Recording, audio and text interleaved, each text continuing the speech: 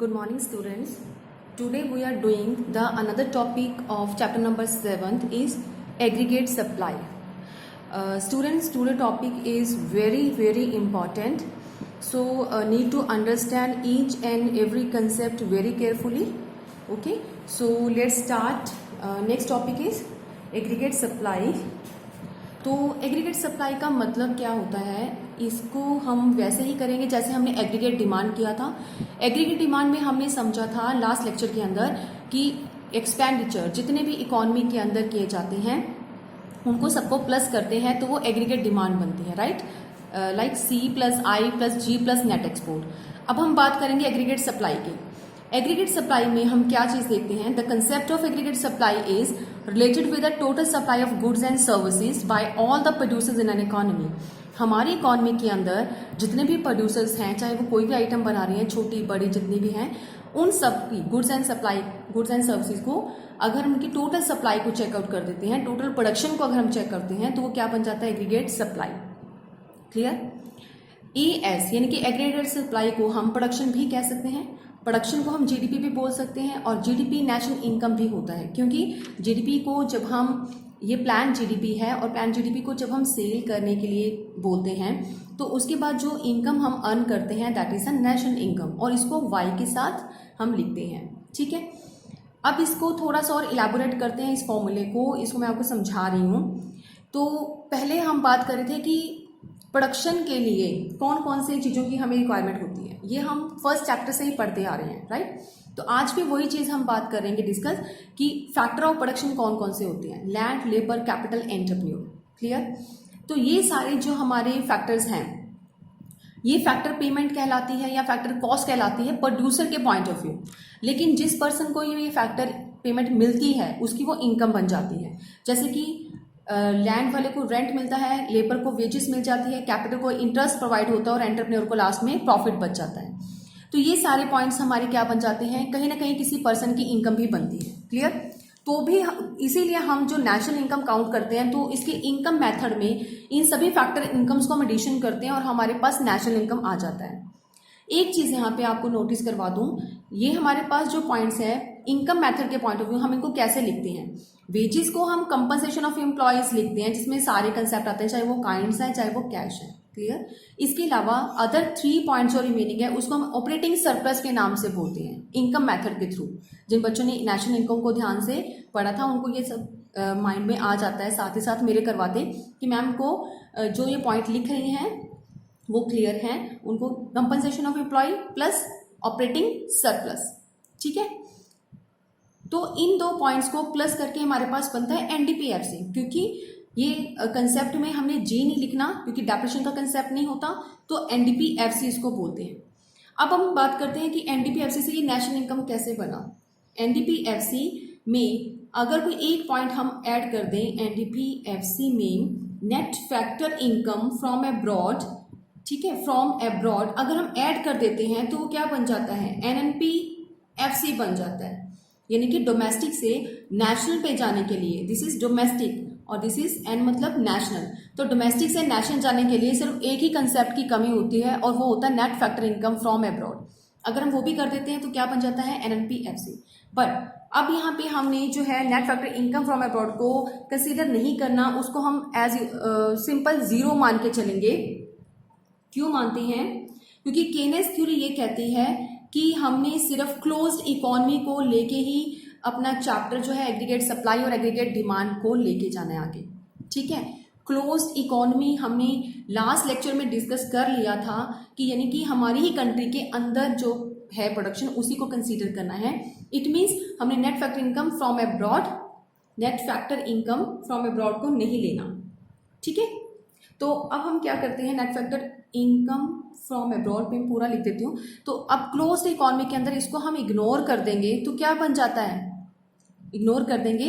तो अगर हम इसको जीरो मान के चल पड़ेंगे कि net factor income from abroad is equal to zero, हमने जूम कर लिया, हमने नहीं लेना तो जीरो मान लेते हैं।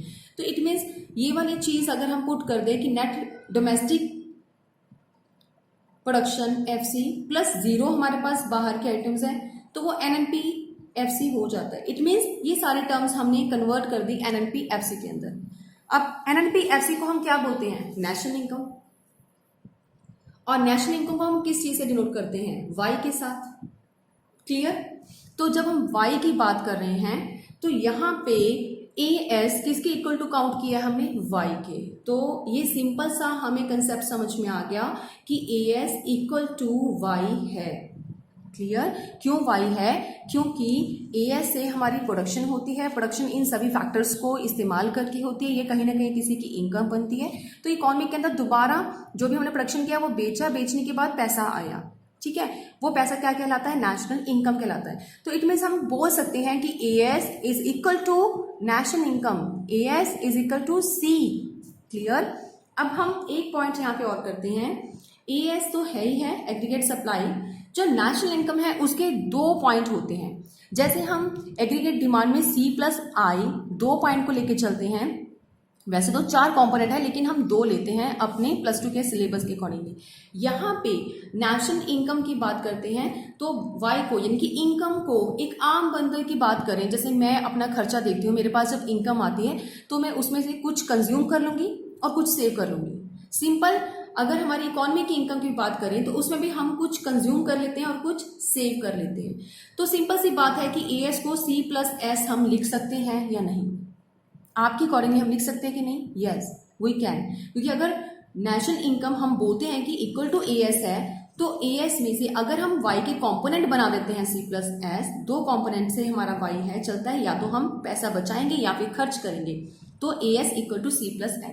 आगे वाला जो हमारा शेड्यूल और डायग्राम है वो इसी पॉइंट्स के ऊपर बेस्ड है। आई होप आपको ये कंसेप्ट क्लियर हो गया होगा कि हमने ये सारा कैसे डाइवर्ट किया है, ये सारे का सारा फॉर्मूला हमने बनाया है। मैं आपको नोट सेंड करूंगी, एक बार फिर आप इसको रिवाइज करोगे, ठीक है।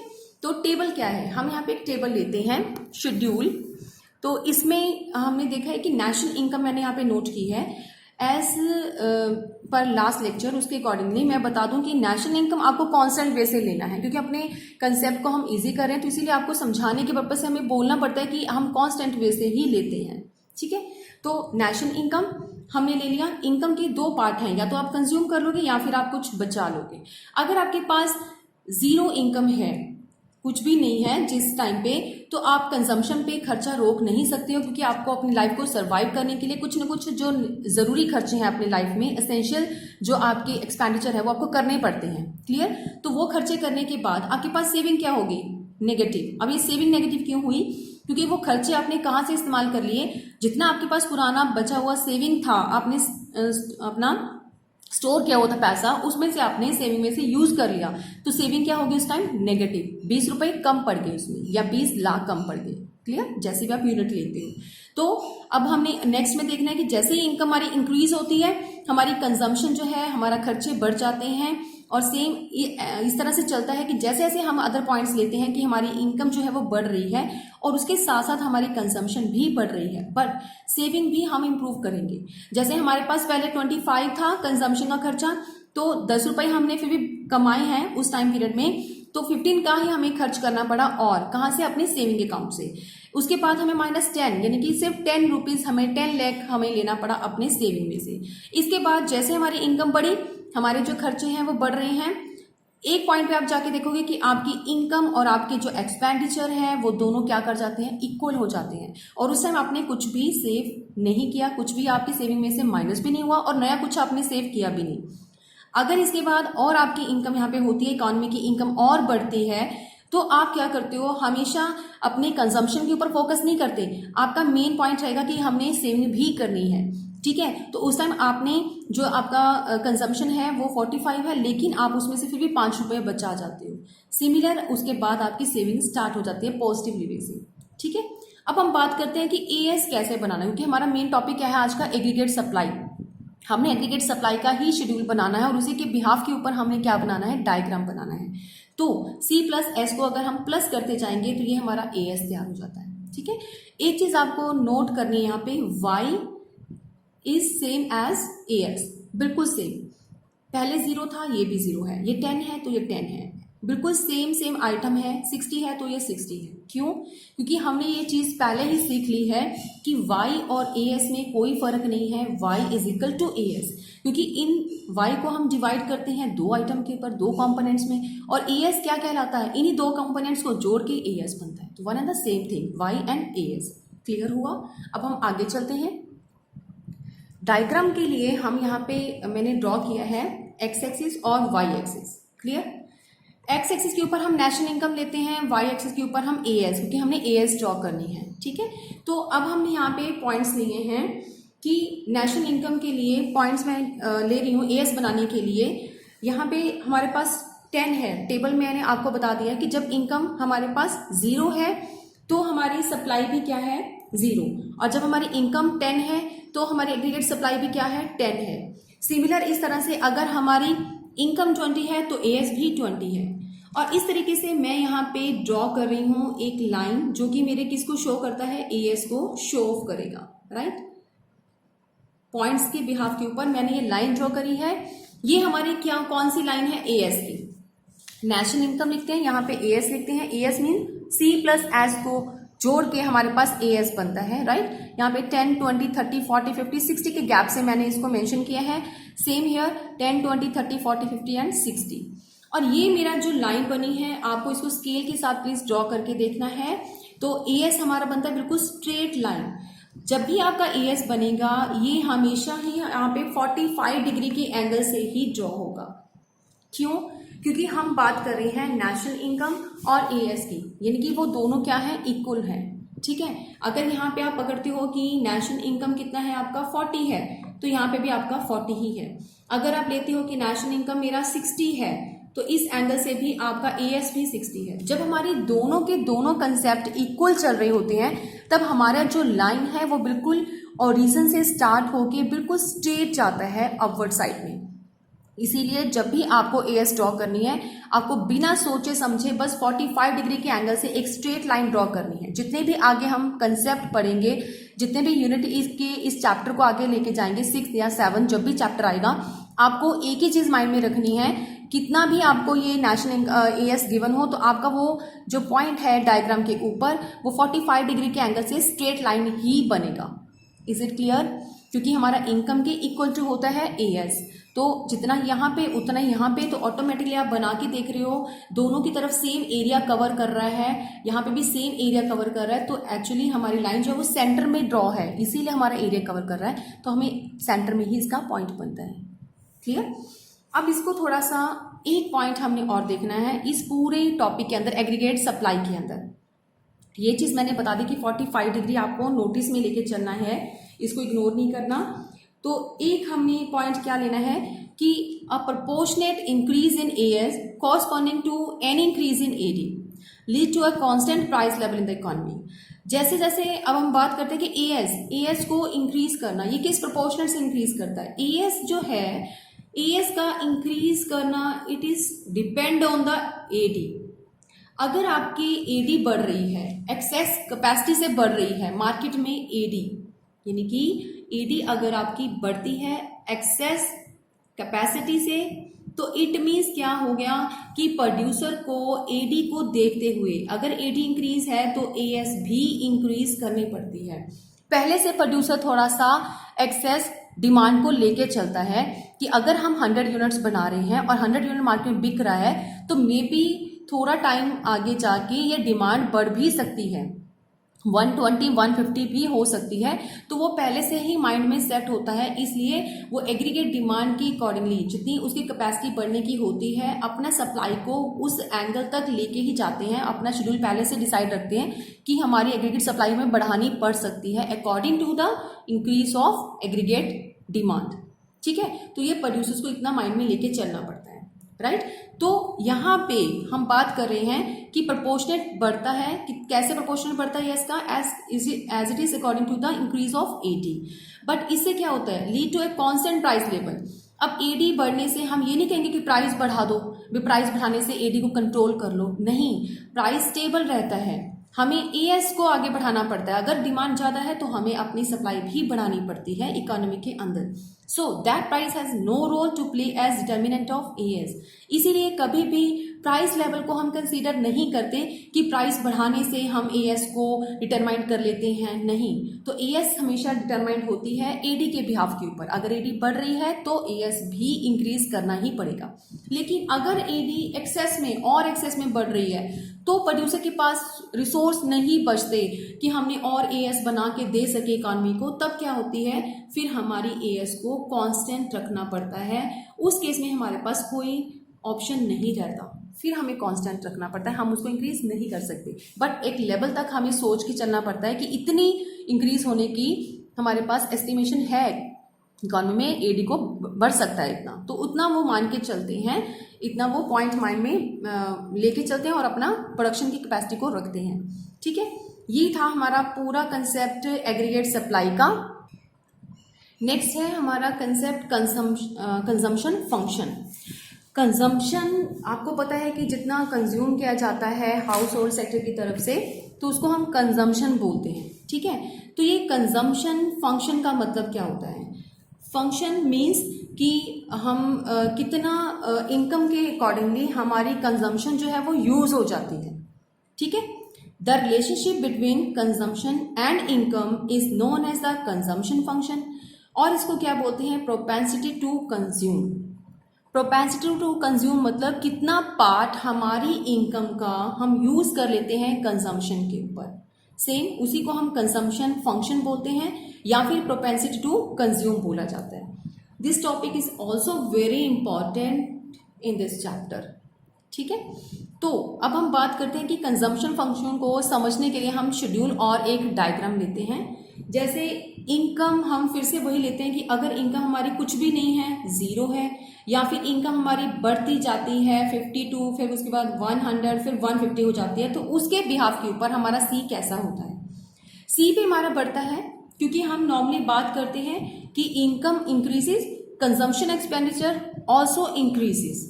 ठीक है, but increase in income is smaller than the increase in consumption is smaller than the increase in income. आपको ये चीज माइंड में हमेशा रखनी है। ये नहीं है कि जितनी इनकम है उससे कहीं ज्यादा आपकी क्या हो जाती है, कंजम्पशन। ये हमेशा क्या रहता है, इन दोनों के बीच में जो पोर्शन है वो इस तरह से रहता है कि कंजम्पशन हम बढ़ाते हैं लेकिन कम बढ़ाते हैं, किससे? वाई से।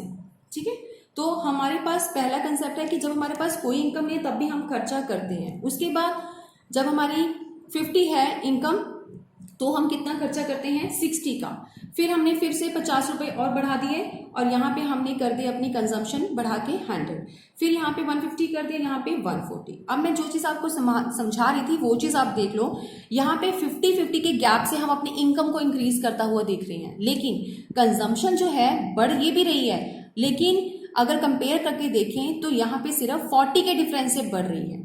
ये 50 के डिफरेंस से इंक्रीज हो रही है और ये 40 के। इसीलिए हमेशा बोलते हैं हम कि जो हमारा पॉइंट है, increase in consumption is smaller than the increase in income. Clear? तो आप टेबल अगर मर्जी से ले रहे हो तो उसमें आइटम जो आप पुट करते हो, वैल्यू जो लेते हो, वो इस चीज को ध्यान में दे के करनी है। ये है हमारा y और c। मैंने ऊपर एक फॉर्मूला नोट किया है, c is equal to f of y। f of y मतलब फंक्शन ऑफ y। c क्या है? C हमारे y का काम है, y को कैसे हमने हैंडल करना है, y कैसे अपना हिस्सा जो है बनाता है, तो वो क्या बन जाता है? C। वही चीज अगर हमें क्वेश्चन आ जाए तो हमें ढूंढना पड़ता है कि y के कौन से काम से, कौन से डिटर्मिनेंट से हमें क्या बनता है? C मिलता है। कैसे मिलता है? ठीक है, तो वो बन जाता है कि y का एक हिस्सा C है तो दूसरा हिस्सा क्या रहेगा? S। तो सेविंग फंक्शन में पढ़ेंगे वो चीज। अभी हमने क्या सीखा है? सिर्फ C। तो C को ड्रॉ कैसे करना है? सेम यहाँ पे हम क्या लेते हैं? पहले नेशनल इनकम लेंगे, राइट? इसको हम वाई लिखते हैं, इनकम लिख सकते हैं, नेशनल इनकम, जीडीपी भी लिख सकते हैं, क्योंकि यही एएस है, यही हमारे पास क्या है? इनकम है, नेशनल इनकम है, वाई है। अब यहाँ पे हम पॉइंट बनाते हैं, मैंने यहाँ पे नोट करके रखा है पॉइंट सी के लिए, तो हम यहाँ पे स्केल की हेल्प से क्या करते हैं? ड्रॉ कर देते हैं। ओके,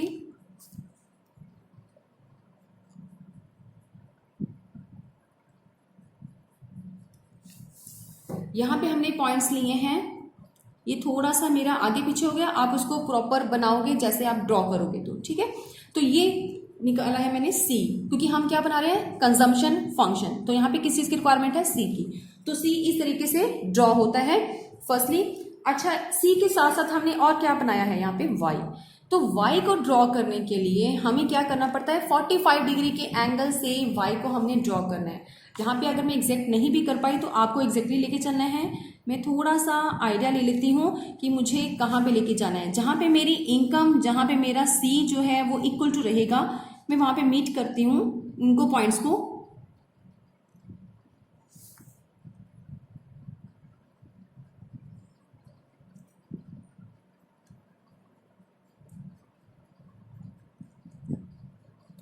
ये पॉइंट है मेरा, और ये मेरा क्या, कौन सा कंसेप्ट है जो मैं यहाँ पे नोट करवा रही हूँ, ये मेरी y है, यानी कि as है।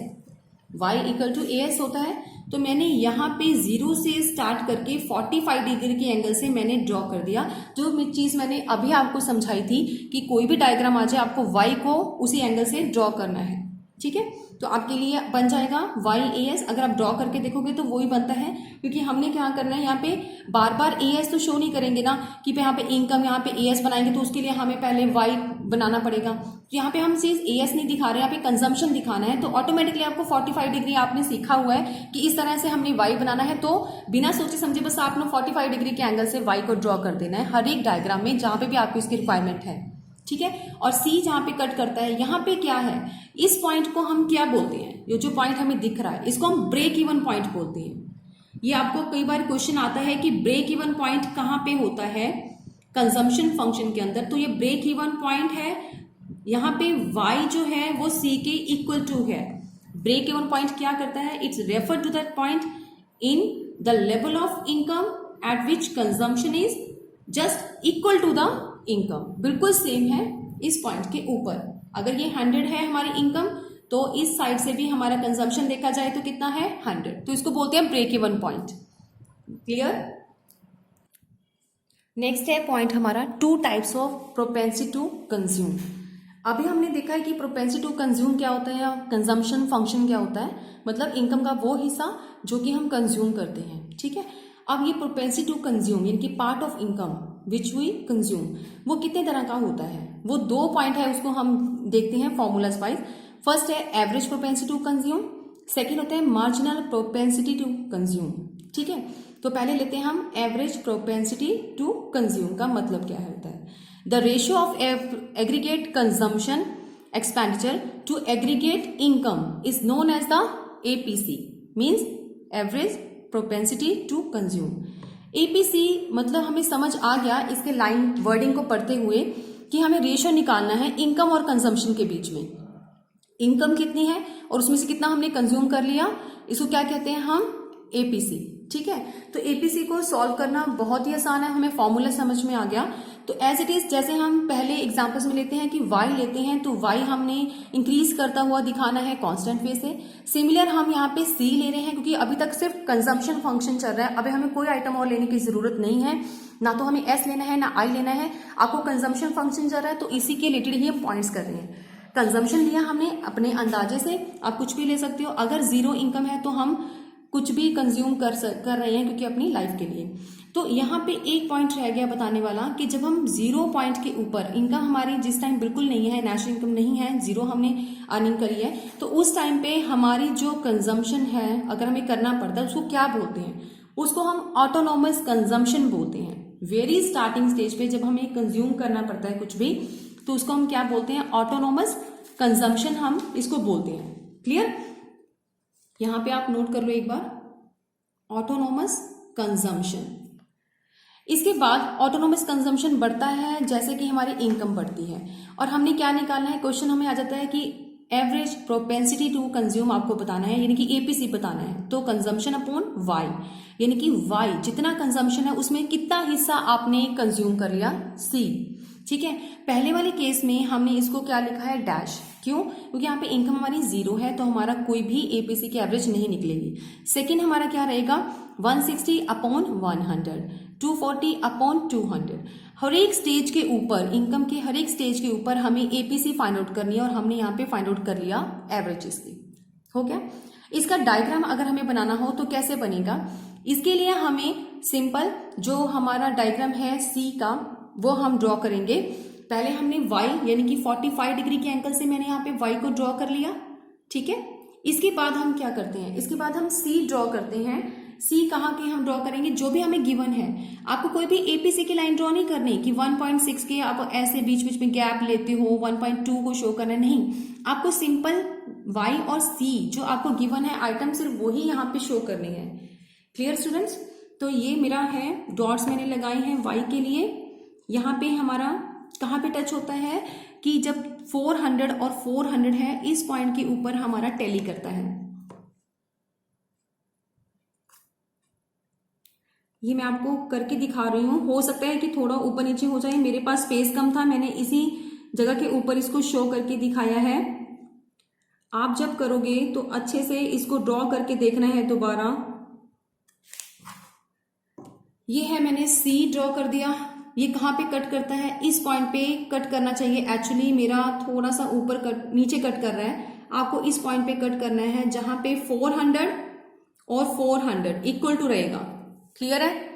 तो यहाँ पे आपका क्या बन जाएगा, ब्रेक इवन पॉइंट तो है ही है, और यहाँ पे सिर्फ आपको क्या शो करना है, एपीसी। तो एपीसी ऑटोमेटिकली यहाँ पे शो होती है। कैसे? इस एपीसी के ऊपर अब आप कहोगे कि मैम ये डायग्राम तो सेम ही है जैसे हमें अब तक बनाया था कंजम्पशन फंक्शन में। इसमें करना क्या है, सेम डायग्राम ड्रॉ करके आपको सिर्फ लिखने के टाइम पे यहाँ पे जरूरत है, जिस पॉइंट के ऊपर ब्रेक इवन पॉइंट है आप वहां पे लिखते हो एपीसी इक्वल टू 1, ठीक है। और एपीसी इक्वल टू 1 का मतलब क्या है, 3 पॉइंट्स हम यहाँ पे डिस्कस करेंगे, आपको बताऊंगी मैं। 3 पॉइंट कौन से हैं कि फर्स्ट है when APC is more than 1। जब आपका एपीसी मोर देन 1 है, ठीक है। एपीसी मतलब जब आपका अपनी इनकम कम है और आपका कंजम्पशन जो है वो ज्यादा है, यानी कि इस पॉइंट के ऊपर इन दोनों के बीच में जो हमारा शो हो रहा है वो हो रहा है एपीसी ग्रेटर देन 1, ठीक है।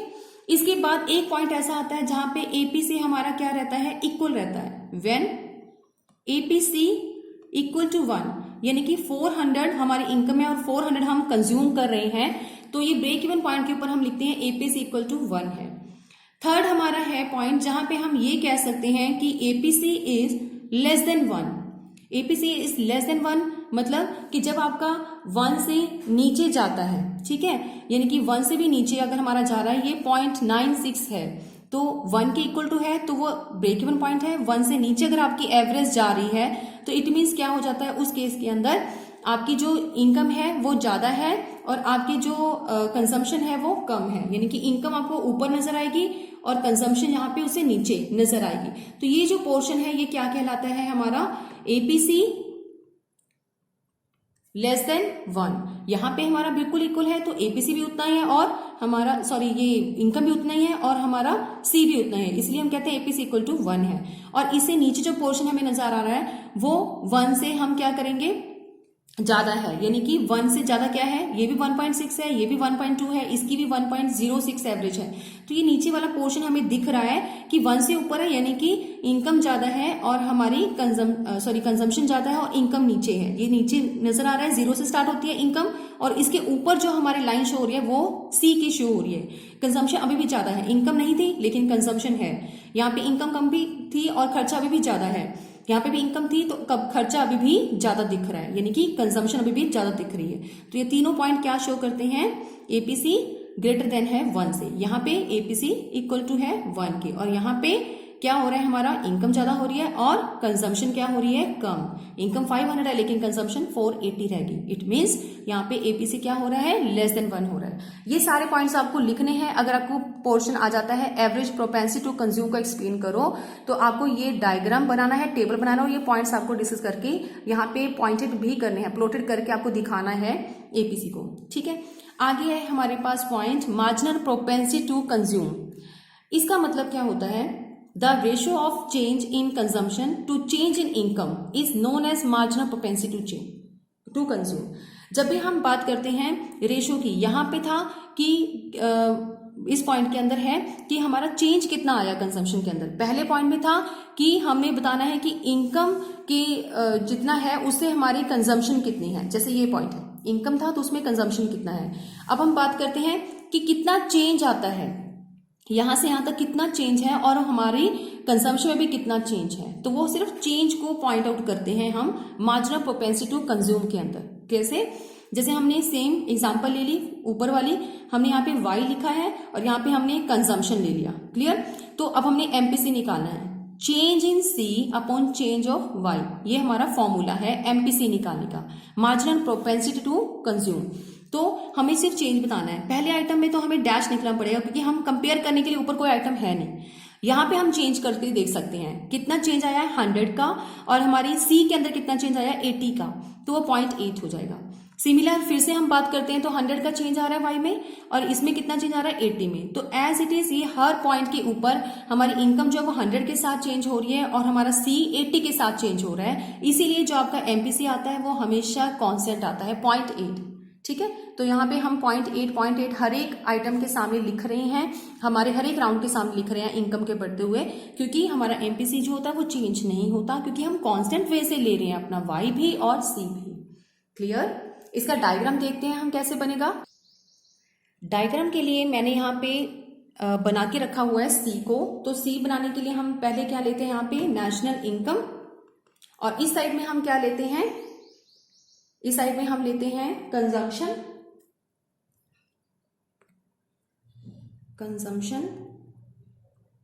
ठीक है। तो ये आप पूरा लिखोगे यहाँ पे कंजम्पशन। तो मैंने यहाँ पे कंजम्पशन को ड्रॉ किया है एज इट इज, वही एग्जांपल लेके मैंने यहाँ पे ड्रॉ कर दिया 80, 160 और इस तरह से। अब इसमें से हमें क्या बताना है कि अगर हमें मार्जिनल प्रोपेंसिटी टू कंज्यूम का डायग्राम बनाना हो, एपीसी का मैंने आपको बता दिया कैसे बनेगा, पॉइंट आपको नोट करने हैं। एमपीसी के ऊपर कैसे ड्रॉ करना है, आपको सिर्फ इतना दिखाना है कि कितना चेंज आने से आपकी कंजम्पशन में चेंज आया। जैसे फर्स्ट पॉइंट है, यहां से यहां तक हमारी इनकम बढ़ी है 0 से 100, तो आपने यहाँ पे अपनी पेंसिल रखी यहाँ पे ड्रॉ करना है कि डॉटेड लगाना है कि अगर यहाँ से इस पॉइंट तक इतना एरिया हमारा इनकम का बढ़ा है तो इसके बढ़ने से हमारी जो कंजम्पशन है वो कितनी बढ़ी है, वो बढ़ जाती है 80 to 160। ठीक है, तो चेंज y से चेंज C कितना हुआ आपका 80 का। सिमिलर अगर आप चाहो तो दोबारा भी दिखा सकते हो। अब हम 160 तक पहुंच गए हैं, तो अब फिर दोबारा यहां से लेके 100 से 200 का अगर आपको डिफरेंस दिखाना है तो आप यहां पे दिखाओगे कि अगर इनकम इतने से बढ़ी है, नीचे आप देख के सकते हो कि 100 से 200 बढ़ रही है, तो चेंज कितना आया हमारा y के अंदर। ठीक है, उसके बाद हमारा 160 से 240 हो गया है, ये हो गया चेंज y। तो इस तरह से आपको सिर्फ दिखाना है कितना चेंज आपका y से हुआ और कितना चेंज आपका ऊपर C से हुआ। ये हम लिख देते हैं C से। अगेन फिर हम लिखेंगे y में कितना चेंज आया, अगेन हम लिखेंगे यहाँ पे ऊपर C के अंदर कितना चेंज आया। ये चेंज आपका y का दिखा रहा है यहाँ पे, क्योंकि ये पॉइंट्स को हमने यहाँ नहीं लगाना, यहाँ लगाएंगे तो हम उस डायग्राम वाली C लाइन के ऊपर कैसे मेजर करेंगे। हमें यहाँ पे एमपीसी दिखाना है ना, तो दिखाने के लिए हमें ये जो हमारा लेवल दिख रहा है वो हम यहाँ पे ड्रॉ करेंगे, और यहाँ पे जो दोनों का लेवल दिख रहा है वो हम यहाँ पे नहीं बना रहे, इस लाइन के ऊपर बना रहे हैं। सिमिलर फिर से 100 और 200 के बीच में जो गैप है वो हम दिखाते हैं 100 का डिफरेंस हुआ, फिर से हमने 160 से 240 में यानी कि 80 का डिफरेंस हुआ। तो एंड सो ऑन आप इसको ड्रॉ करते हो, ये बन जाता है आपका एमपीसी। इसको बोलते हैं एमपीसी, आप इस तरह से शो करोगे सी के ऊपर। क्लियर? ये हो गया हमारा एमपीसी तक का टॉपिक, और इसके बाद आता है नेक्स्ट पॉइंट जो कि अलजेब्रिक प्रेजेंटेशन है। ये हम नेक्स्ट वाले वीडियो में करेंगे, क्योंकि आज के लिए इतना काफी है। Okay students.